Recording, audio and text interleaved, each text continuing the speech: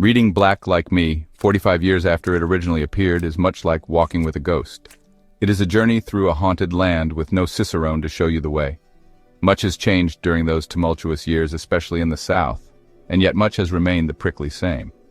The black-white matter is still the great American obsession. What is it like to be the other?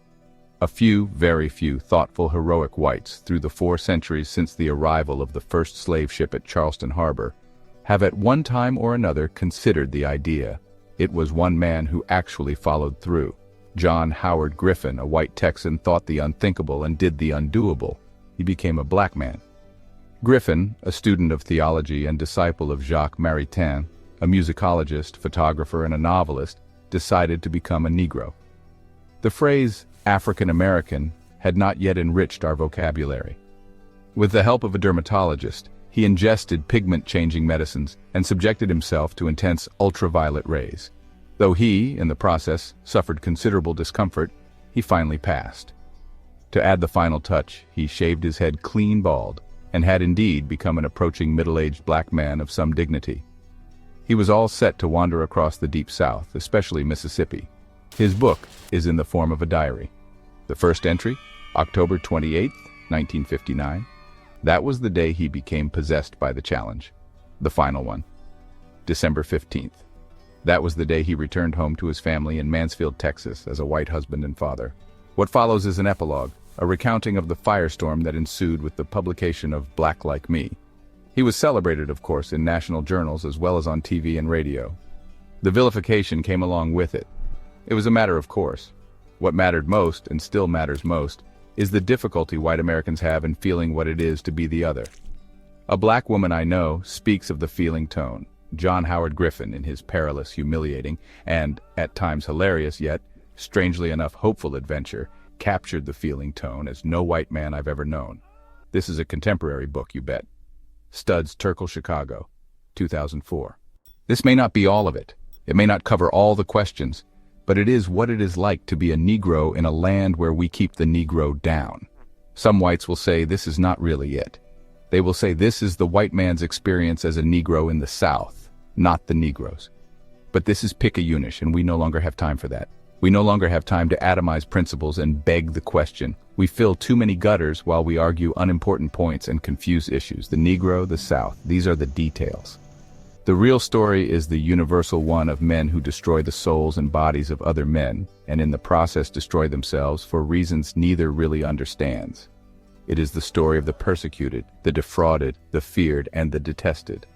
I could have been a Jew in Germany, a Mexican in a number of states, or a member of any inferior group. Only the details would have differed. The story would be the same. This began as a scientific research study of the Negro in the South, with careful compilation of data for analysis. But I filed the data, and here publish the journal of my own experience living as a Negro. I offer it in all its crudity and rawness. It traces the changes that occur to heart and body and intelligence when the so-called first-class citizen is cast on the junk heap of second-class citizenship. John Howard Griffin, 1961. Rest at pale evening. A tall, slim tree. Night coming tenderly. Black Like Me. Langston Hughes, from Dream Variation. For years, the idea had haunted me, and that night it returned more insistently than ever. If a white man became a Negro in the Deep South, what adjustments would he have to make? What is it like to experience discrimination based on skin color, something over which one has no control? This speculation was sparked again by a report that lay on my desk in the old barn that served as my office. The report mentioned the rise in suicide tendency among Southern Negroes. This did not mean that they killed themselves, but rather that they had reached a stage where they simply no longer cared whether they lived or died. It was that bad then. Despite the white Southern legislators who insisted that they had a wonderfully harmonious relationship with Negroes. I lingered on in my office at my parents' Mansfield, Texas farm. My wife and children slept in our home 5 miles away. I sat there, surrounded by the smells of autumn coming through my open window, unable to leave, unable to sleep. How else, except by becoming a Negro, could a white man hope to learn the truth? Though we lived side by side throughout the South, communication between the two races had simply ceased to exist. Neither really knew what went on with those of the other race. The Southern Negro will not tell the white man the truth. He long ago learned that if he speaks a truth unpleasing to the white will make life miserable for him. The only way I could see to bridge the gap between us was to become a Negro. I decided I would do this. I prepared to walk into a life that appeared suddenly mysterious and frightening. With my decision to become a Negro, I realized that I, a specialist in race issues, really knew nothing of the Negro's real problem. I drove into Fort Worth in the afternoon to discuss the project with my old friend George Levitan. He is the owner of Sepia, an internationally distributed Negro magazine with a format similar to that of Look. A large, middle-aged man, he long ago won my admiration by offering equal job opportunities to members of any race, choosing according to their qualifications and future potentialities. With an on-the-job training program, he has made Sepia a model, edited, printed, and distributed from the $1 million Fort Worth plant. It was a beautiful autumn day. I drove to his house, arriving there in mid-afternoon. His door was always open, so I walked in and called him. An affectionate man, he embraced me, offered me coffee, and had me take a seat. Through the glass doors of his den, I looked out to see a few dead leaves floating on the water of his swimming pool. He listened, his cheek buried in his fist as I explained the project. "It's a crazy idea," he said. "You'll get yourself killed fooling around down there." But he could not hide his enthusiasm. I told him the South's racial situation was a blot on the whole country, and especially reflected against us overseas, and that the best way to find out if we had second-class citizens and what their plight was would be to become one of them. "But it'll be terrible," he said. "You'll be making yourself the target of the most ignorant rabble in the country. If they ever caught you, they'd be sure to make an example of you." He gazed out the window, his face puffed with concentration. "But you know, it is a great idea. I can see right now you're going through with it, so what can I do to help? Pay the tab and I'll give Sepia some articles. Or let you use some chapters from the book I'll write." He agreed, but suggested that before I made final plans, I discuss it with Mrs. Adele Jackson, Sepia's editorial director. Both of us have a high regard for this extraordinary woman's opinions. She rose from a secretarial position to become one of the country's distinguished editors. After leaving Mr. Levitan, I called on her. At first she thought the idea was impossible.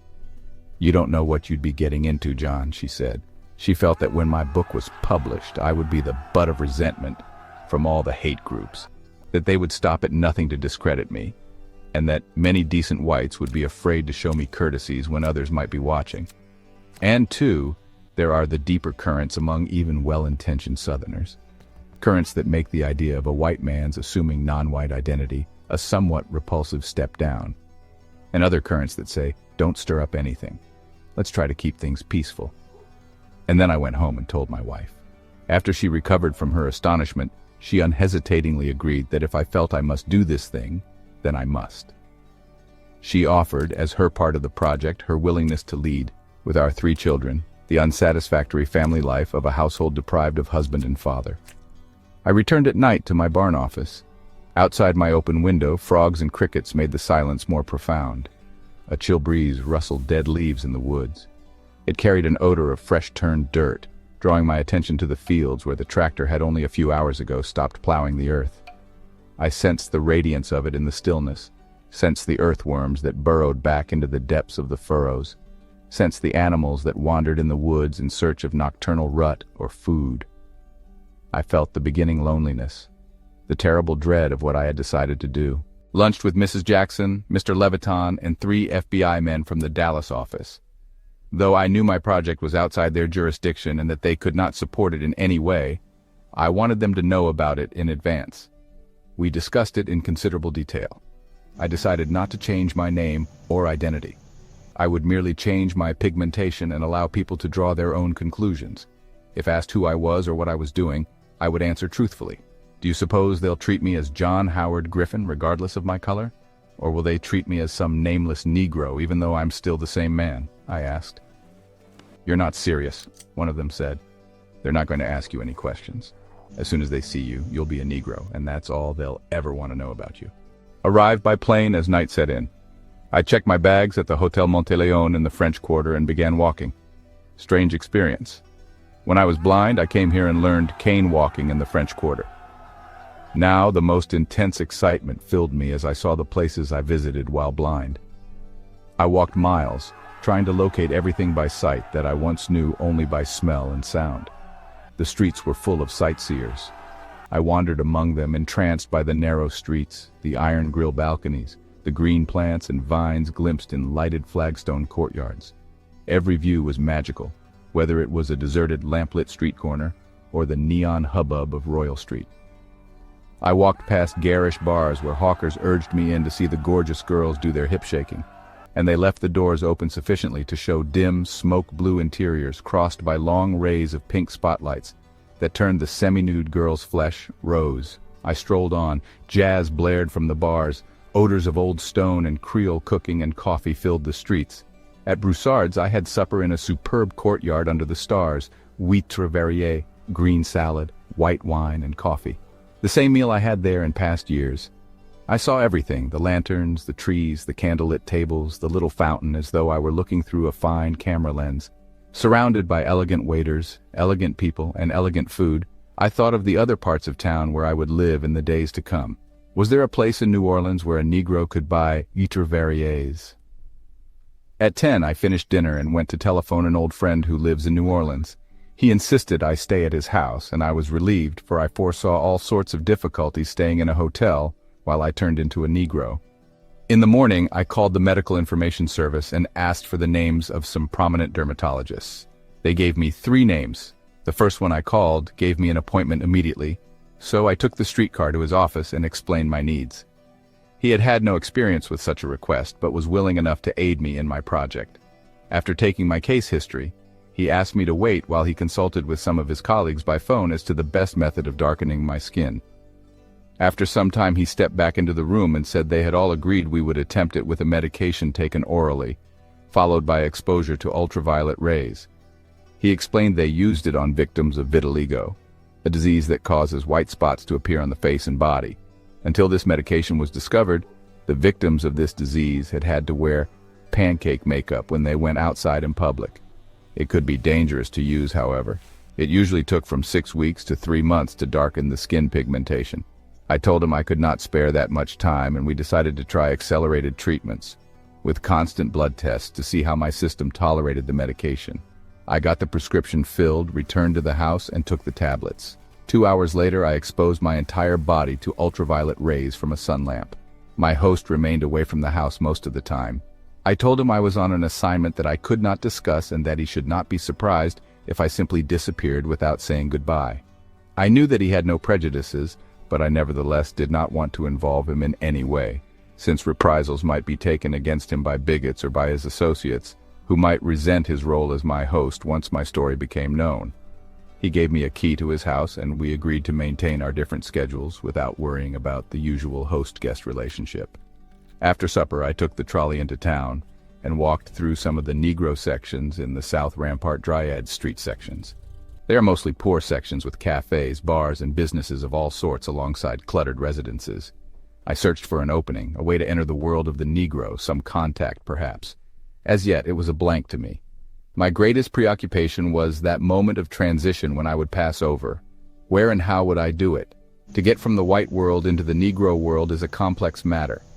I looked for the chink in the wall through which I might pass unobserved. For the past 4 days I had spent my time at the doctor's, or closed up in my room with cotton pads over my eyes and the sun lamp turned on me. They had made blood tests twice and found no indication of damage to the liver. But the medication produced lassitude, and I felt constantly on the verge of nausea. The doctor, well disposed, gave me many warnings about the dangers of this project insofar as my contact with Negroes was concerned. Now that he had had time to think, he was beginning to doubt the wisdom of this course, or perhaps he felt strongly his responsibility. In any event, he warned me that I must have some contact in each major city so my family could check on my safety from time to time. "I believe in the brotherhood of man," he said. "I respect the race, but I can never forget when I was an intern and had to go down on South Rampart Street to patch them up. 3 or 4 would be sitting in a bar or at a friend's house. They were apparently friends 1 minute, and then something would come up and one would get slashed up with a knife. We're willing enough to go all the way for them, but we've got this problem. How can you render the duties of justice to men when you're afraid they'll be so unaware of justice that they may destroy you? Especially since their attitude toward their own race is a destructive one." He said this with real sadness. I told him my contacts indicated that Negroes themselves were aware of this dilemma and they were making strong efforts to unify the race, to condemn among themselves any tactic or any violence or injustice that would reflect against their race as a whole. I'm glad to hear that, he said, obviously unconvinced. He also told me things that Negroes had told him, that the lighter the skin, the more trustworthy the Negro. I was astonished to see an intelligent man fall for this cliché, and equally astonished that Negroes would advance it, for in effect it placed the dark Negro in an inferior position and fed the racist idea of judging a man by his color.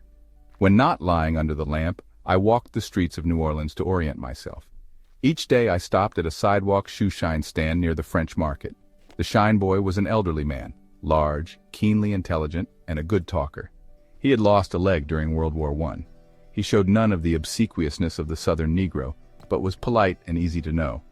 Not that I had any illusions that I knew him, for he was too astute to allow any white man that privilege.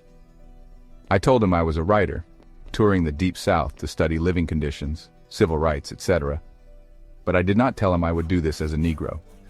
Finally, we exchanged names. He was called Sterling Williams.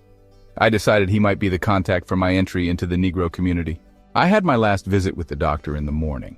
The treatment had not worked as rapidly or completely as we had hoped, but I had a dark undercoating of pigment, which I could touch up perfectly with stain.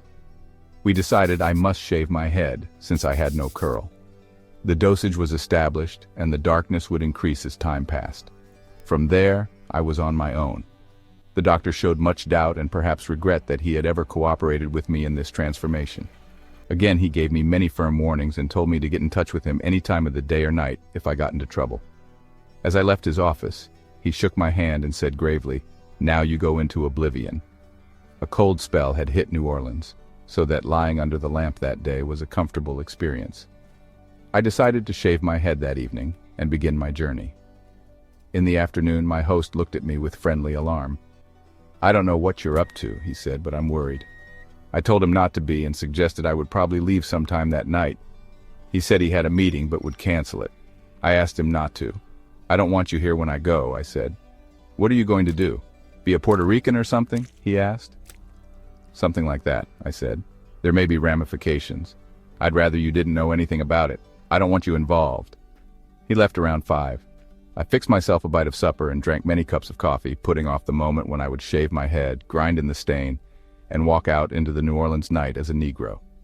I telephoned home, but no one answered. My nerves simmered with dread. Finally, I began to cut my hair and shave my head. It took hours and many razor blades before my pate felt smooth to my hand. The house settled into silence around me. Occasionally, I heard the trolley car rattle past as the night grew late. I applied coat after coat of stain, wiping each coat off. Then I showered to wash off all the excess. I did not look into the mirror until I finished dressing and had packed my duffel bags. Turning off all the lights, I went into the bathroom and closed the door. I stood in the darkness before the mirror, my hand on the light switch. I forced myself to flick it on. In the flood of light against white tile, the face and shoulders of a stranger, a fierce, bald, very dark Negro, glared at me from the glass. He in no way resembled me. The transformation was total and shocking. I had expected to see myself disguised, but this was something else. I was imprisoned in the flesh of an utter stranger, an unsympathetic one with whom I felt no kinship. All traces of the John Griffin I had been were wiped from existence. Even the senses underwent a change so profound it filled me with distress. I looked into the mirror and saw nothing of the white John Griffin's past. No, the reflections led back to Africa, back to the shanty and the ghetto, back to the fruitless struggles against the mark of blackness. Suddenly, almost with no mental preparation, no advance hint, it became clear and permeated my whole being. My inclination was to fight against it. I had gone too far. I knew now that there is no such thing as a disguised white man when the black won't rub off. The black man is wholly a Negro, regardless of what he once may have been. I was a newly created Negro who must go out that door and live in a world unfamiliar to me. The completeness of this transformation appalled me. It was unlike anything I had imagined. I became two men, the observing one and the one who panicked, who felt Negroid even into the depths of his entrails. I felt the beginnings of great loneliness, not because I was a Negro, but because the man I had been, the self I knew, was hidden in the flesh of another. If I returned home to my wife and children, they would not know me. They would open the door and stare blankly at me. My children would want to know, who is this large, bald Negro?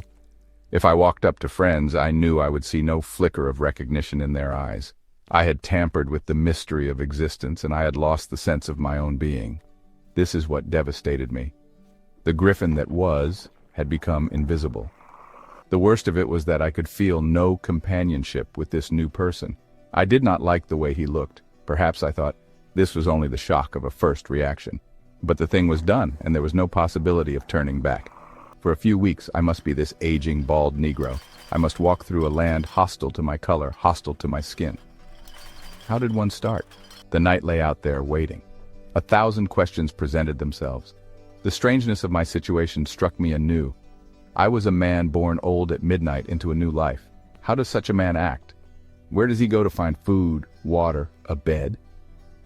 The phone rang and I felt my nerves convulse. I answered and told the caller my host was out for the evening. Again, the strangeness, the secret awareness that the person on the other end did not know he talked with a Negro. Downstairs I heard the soft chiming of the old clock. I knew it was midnight, though I did not count. It was time to go. With enormous self-consciousness, I stepped from the house into the darkness. No one was in sight. I walked to the corner and stood under a street lamp waiting for the trolley. I heard footsteps. From the shadows, the figure of a white man emerged. He came and stood beside me. It was all new. Should I nod and say good evening, or simply ignore him? He stared intently at me. I stood like a statue, wondering if he would speak, would question me. Though the night was cold, sweat dampened my body. This also was new. It was the first time this adult Negro had ever perspired.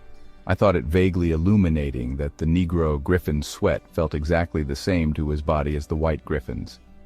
As I had suspected they would be, my discoveries were naive ones, like those of a child. The streetcar, with pale light pouring from its windows, rumbled to a stop. I remembered to let the white man on first. He paid his fare and walked to an empty seat, ignoring me. I felt my first triumph. He had not questioned me. The ticket taker on the streetcar nodded affably when I paid my fare. Though streetcars are not segregated in New Orleans, I took a seat near the back.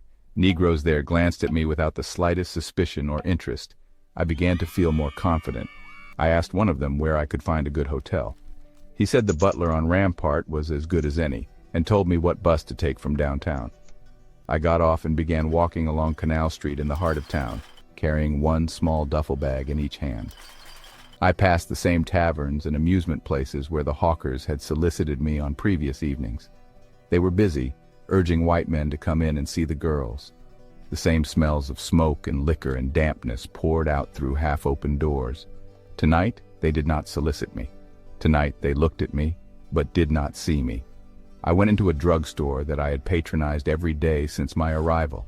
I walked to the cigarette counter where the same girl I had talked with every day waited on me. "Package of picayunes, please," I said in response to her blank look. She handed them to me, took my bill, and gave me change with no sign of recognition, none of the banter of previous days. Again, my reaction was that of a child. I was aware that the street smells and the drugstore odors of perfume and arnica were exactly the same to the Negro as they had been to the white. Only this time I could not go to the soda fountain and order a limeade or ask for a glass of water. I caught the bus to South Rampart Street. Except for the taverns, the street was deserted when I arrived at the Butler Hotel. A man behind the counter was making a barbecue sandwich for a woman customer. He said he'd find me a room as soon as he finished. I took a seat at one of the tables and waited. A large, pleasant-faced Negro walked in and sat at the counter. He grinned at me and said, "Man, you really got your top shaved, didn't you?" "Yeah, doesn't it look all right?" "Man, it's slick. Makes you look real good." He said he understood the gals were really going for bald-headed men. They say that's a sure sign of being high-sexed. I let him think I'd shave my head for that reason. We talked easily. I asked him if this was the best hotel in the area. He said the Sunset Hotel down the street might be a little better. I picked up my bags and walked toward the door. "See you around, Slick," he called after me. An orange neon sign guided me to the Sunset Hotel, which is located next to a bar. The drab little lobby was empty.